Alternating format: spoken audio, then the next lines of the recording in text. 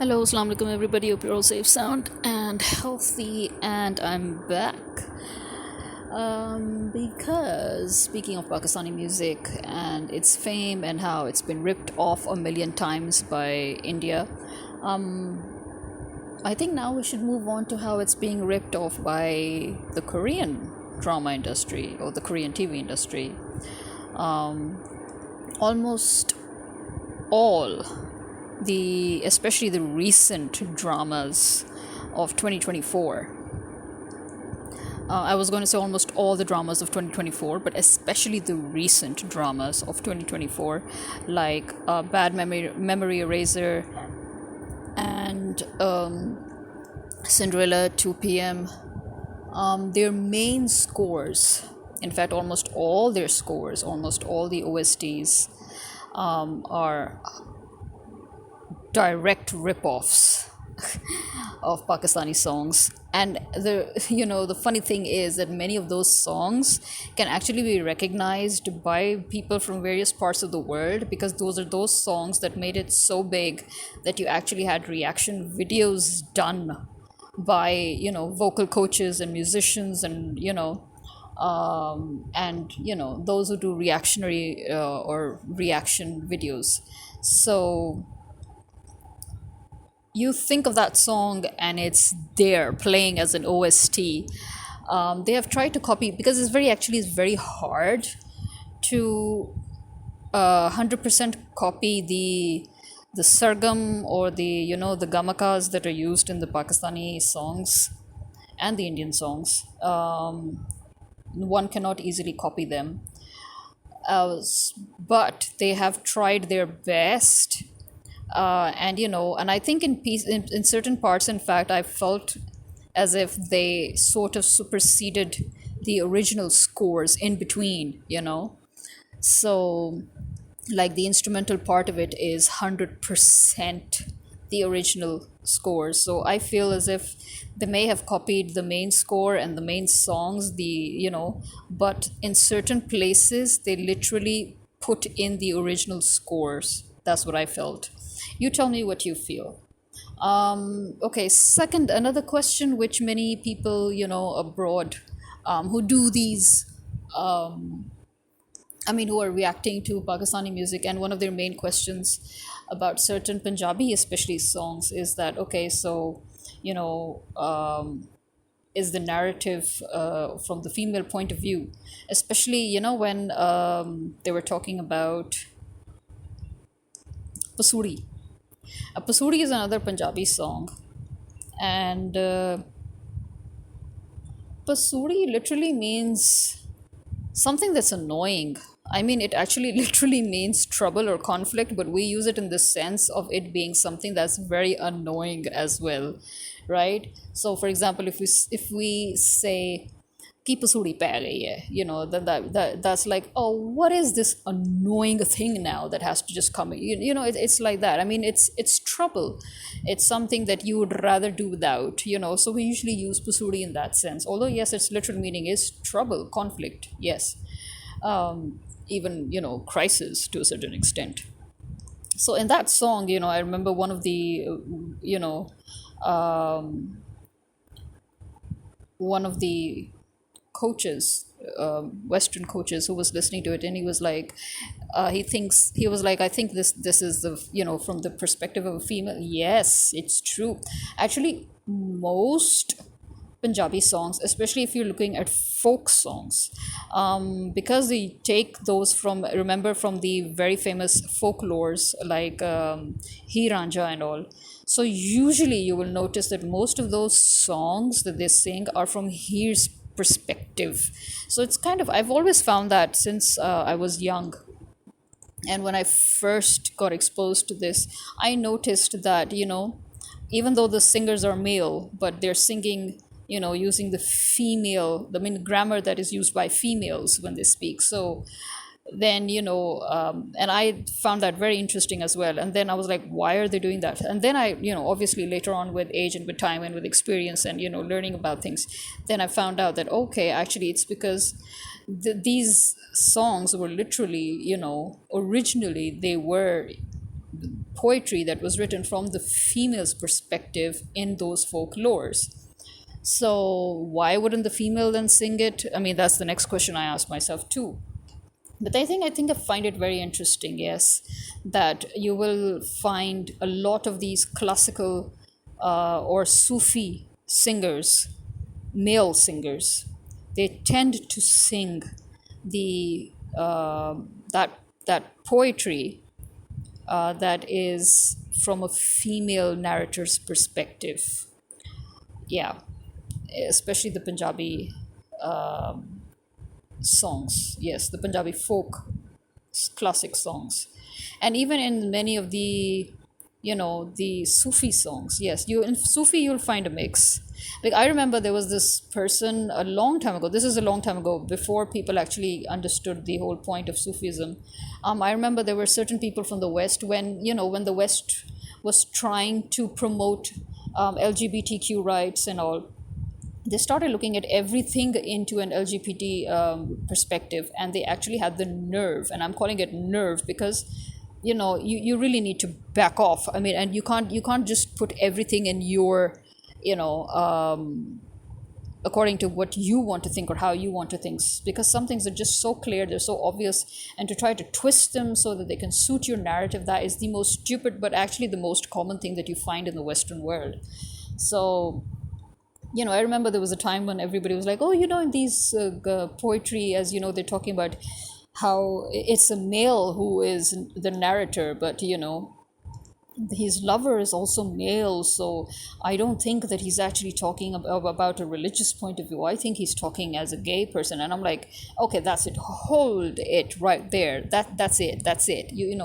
Don't even try to cross that side. And that really pissed me off, I remember, because in that time I actually told that person very bluntly, I'm like, listen, you want to go with the LGBTQ narrative and all, that's fine with me, I have no problems there, but you need to understand that you can't just put that on everything. You can't, okay? So that it should suit you. I'm like, this is very clear, it's very obvious, okay? And it's called Sufi, as in mystic poetry, mystic poems. This is the Sufi kalam. For crying out loud, it is so damn clear that it is a person who's talking about his love for the divine. And it's mentioned so many times. He's actually mentioned the divine.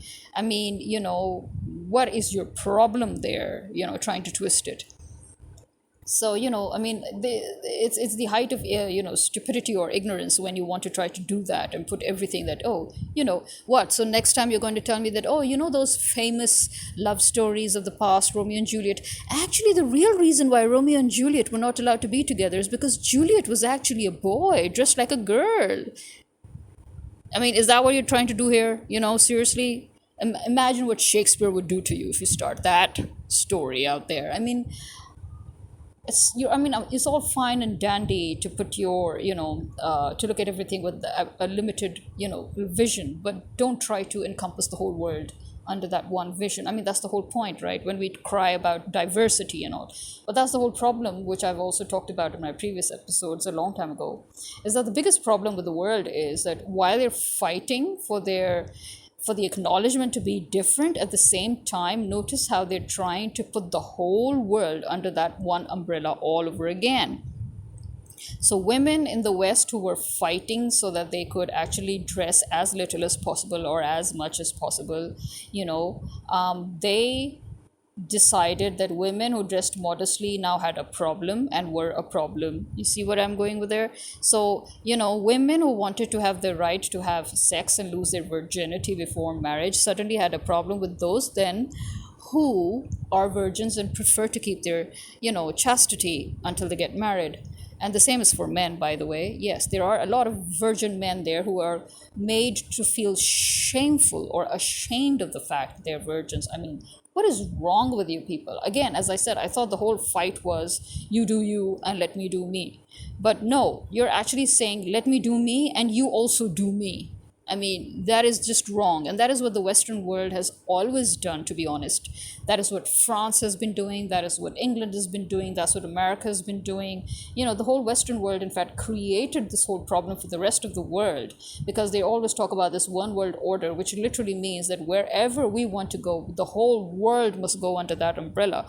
Listen, what's the point of having different countries and different cultures and different religions if everybody's going to follow your world order? I mean, seriously. And by the way, how can people follow you when even you don't know where you're going? That's another question right there. If you don't even know where you're going and you're lost, how can you force other people to follow you into doom, and into their demise? So yeah, I find these things very ironic, to be honest, and I find them very weird. But anyway, so yeah, back to the whole thing. Again, if you notice the latest K dramas, I mean, now here's another thing. One needs to be honest.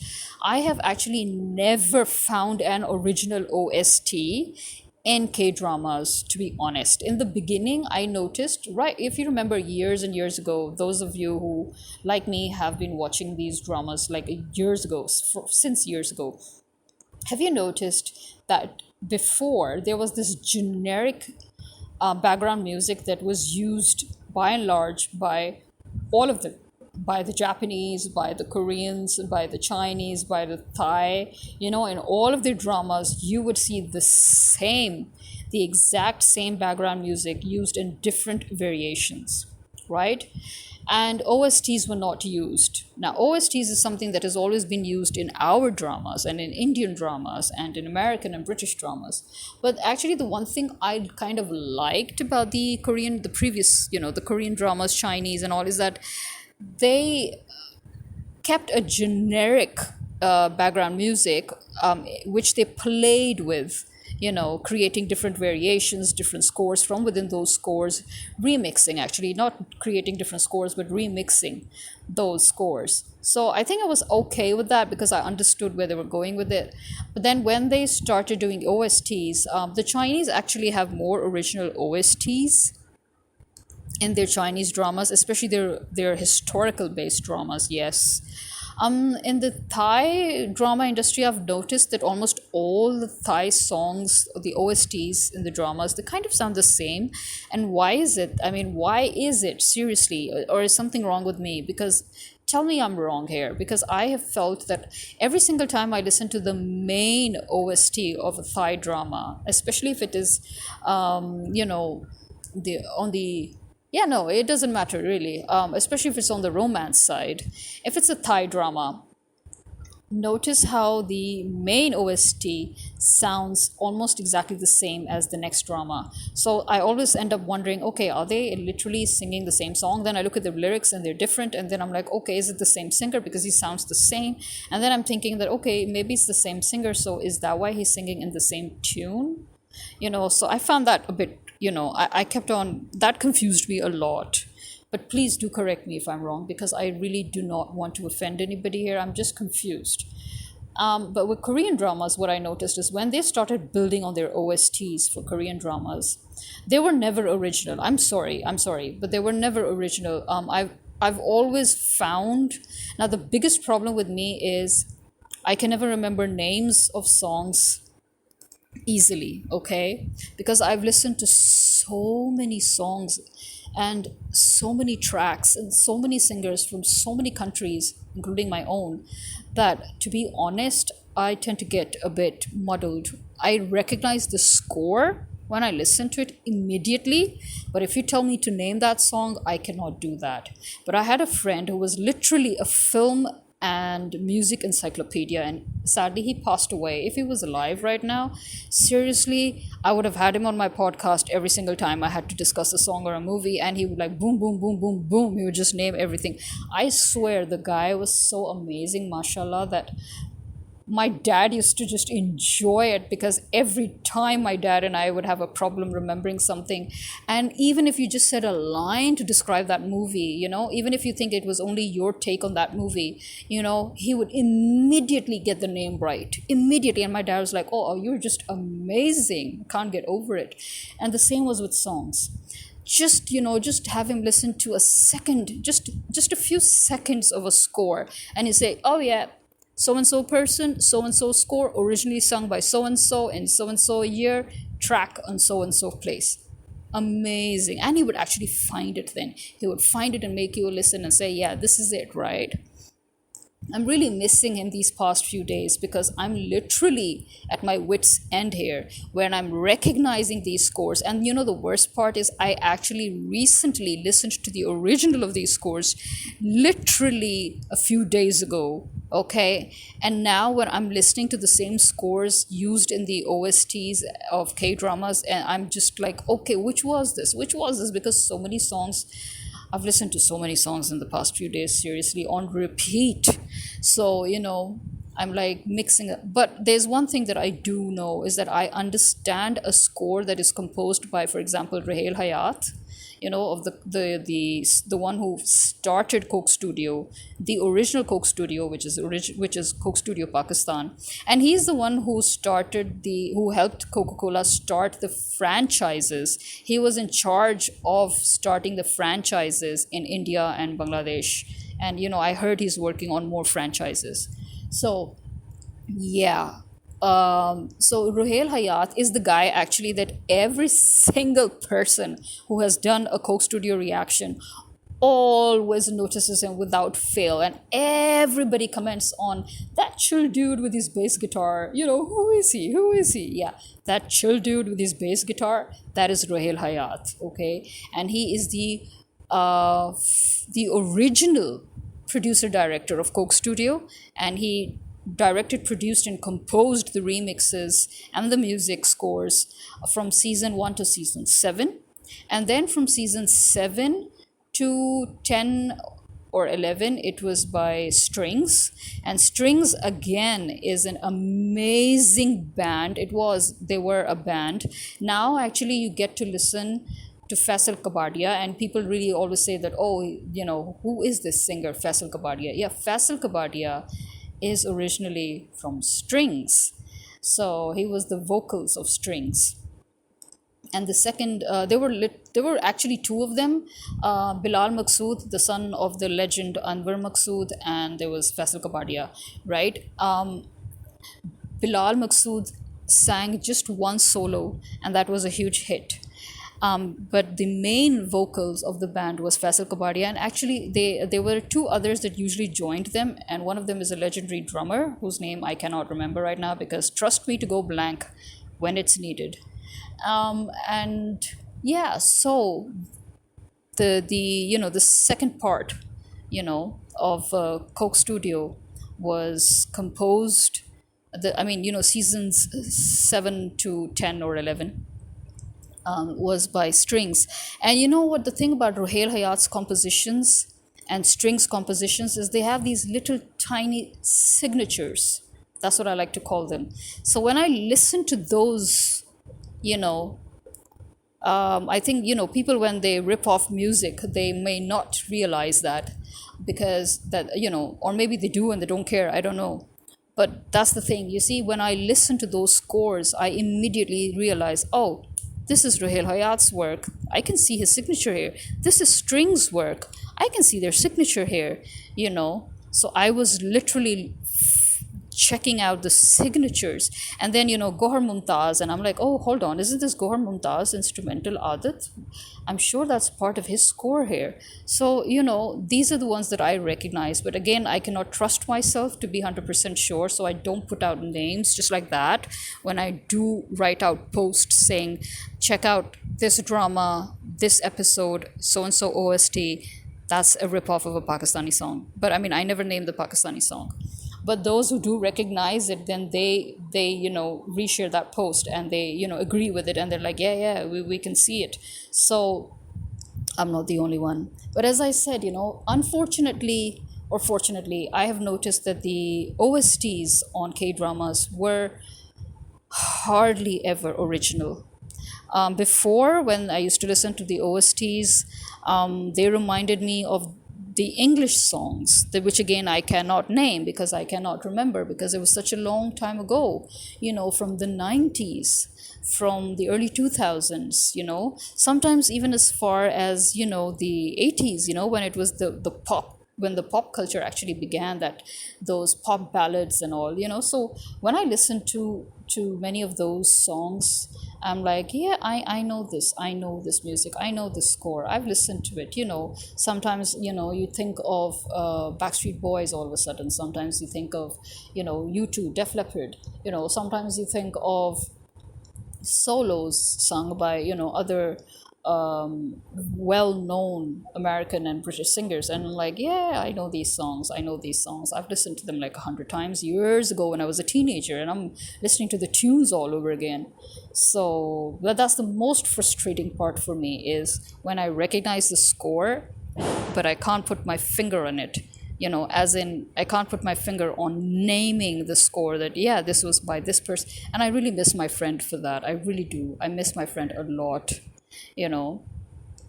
By the way, if you actually heard that loud bang, that was probably a transformer somewhere. Yeah, sorry about that. I couldn't do anything about that. Just happened. Okay, so somewhere. And here's another one. Amazing. Right. Maybe that's not a transformer. Maybe that's somebody going crazy, banging something like an idiot. Or maybe a car that is going crazy. Yeah, maybe somebody's car just went crazy. Okay. Right.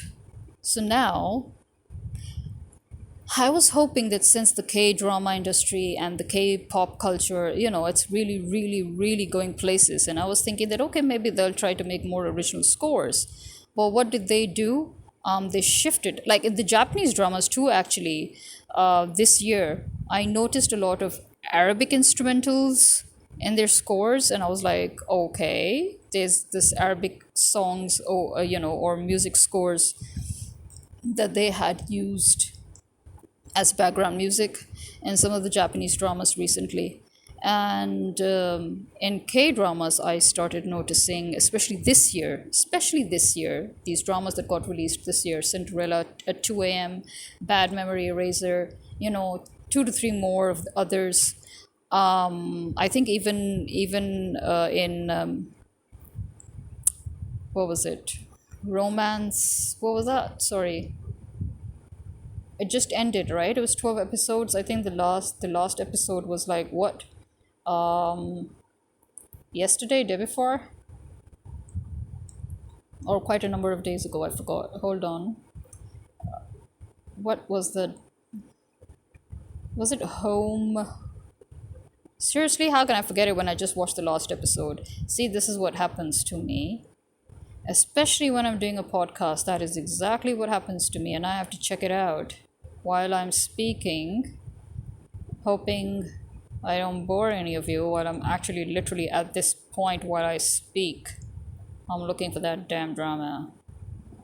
And I'm saying damn because there's nothing wrong with the drama, but I'm saying damn because I'm getting pissed off that I can't. Seriously? Now I'm not even going to find it, is it?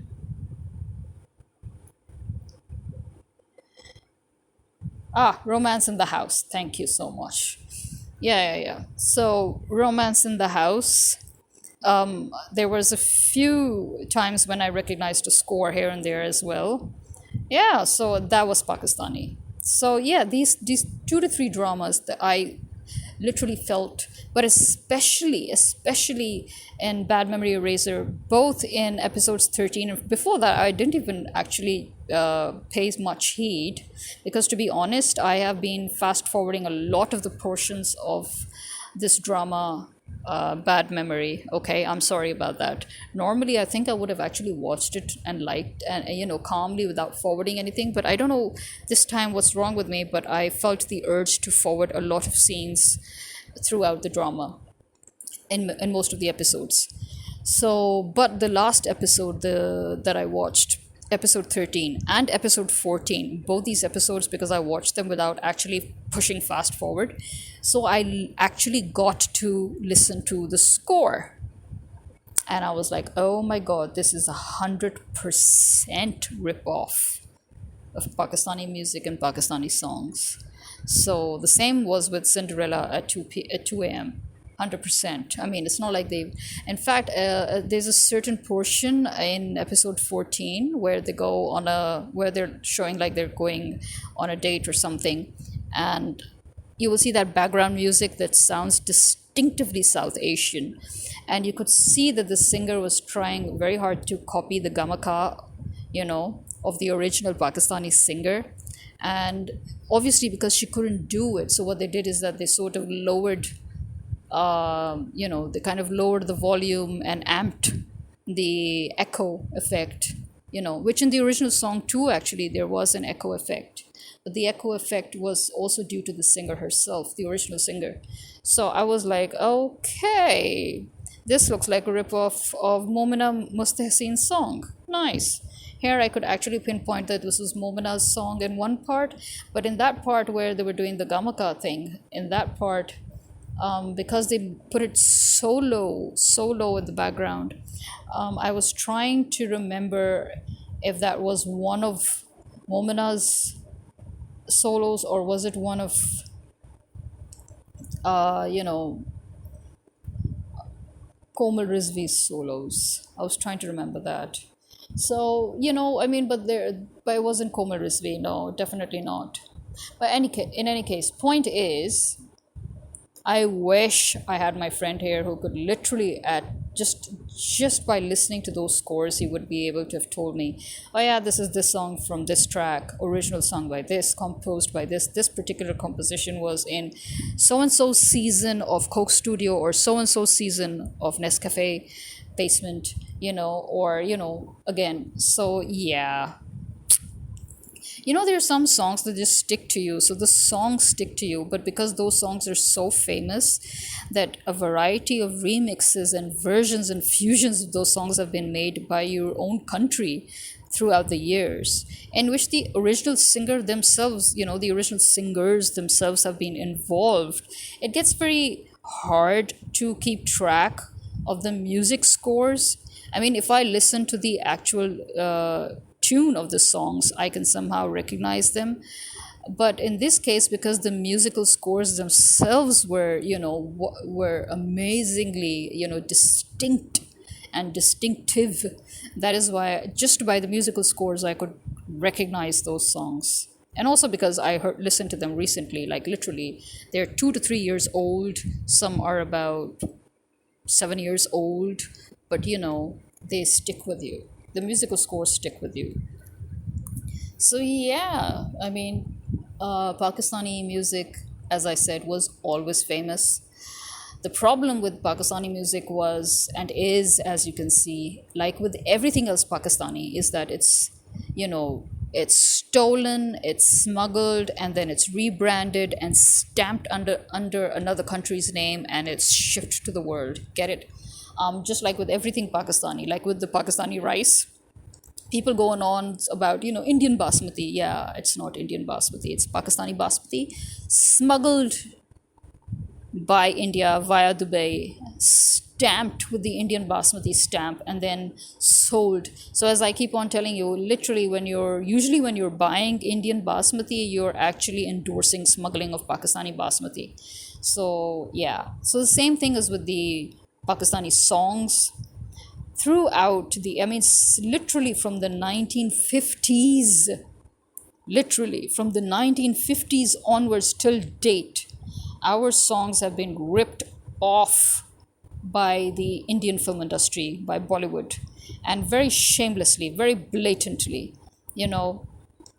and when our singers or when the people would make some noise about it, then they would come and invite the singers to come and sing the OSTs in their movies. I mean, seriously, So, I mean, we've had, as I said, over 800 Pakistani songs that were ripped off by the Indians. And not once, like literally one song, if you pick up one Pakistani song, it has been ripped off 3 to 4 times by the Indian film industry, and used in 3 to 4 different ways. As you would even find about Nusrat Fateh Ali Khan, that in his one Sufi song, there is a 15-minute composition, using the harmonium. And in that particular 15-minute composition was used to create about 10 to 12 Bollywood songs. That is how much they've ripped off just from the musical score alone of Nusrat Fateh Ali's Sufi Kalam. So imagine what they've done with the songs, you know? So, yeah, what can I say? Really, what can I say?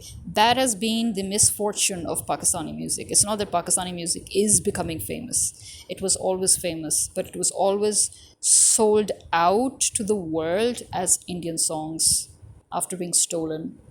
And then when people got a little more wiser, people got a little more, aware of the fact, like, so for the past few years, again, it's thanks to Imran Khan. We must thank Imran Khan that because of him, people kind of opened their eyes to Pakistan and they were like, oh, hold on. And then they started getting more and more, you know, regarding the culture, regarding the people, regarding the songs, because Imran Khan talked a lot about Sufism as well, that in the version of Islam that is practiced in Pakistan is mainly the Sufi aspect of Islam, so although one could argue that way before that, Abda Parveen and Isa Khelvi and Nusrat Fateh Ali Khan, Nusrat Fateh Ali Khan worked with Peter Gabriel in the 80s, But again, the point is who remembers, right? Those who have listened to Nusrat Fateh Ali Khan, they remember. But then, as we know, time passes very fast. With time, things change. A lot of things change. People forget.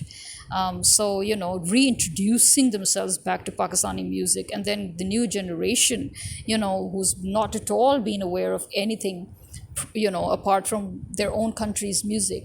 So to get them exposed to Pakistani music was something.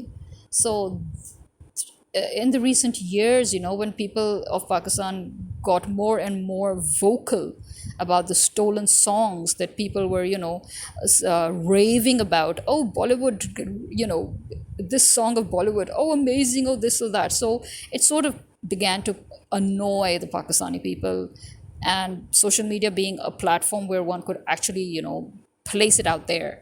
So a lot of Pakistanis, I'm glad to say, reached out and started correcting them and saying, no, this is Pakistani song. This is not an Indian song. It was ripped off by the Indian film industry, So people got more and more aware.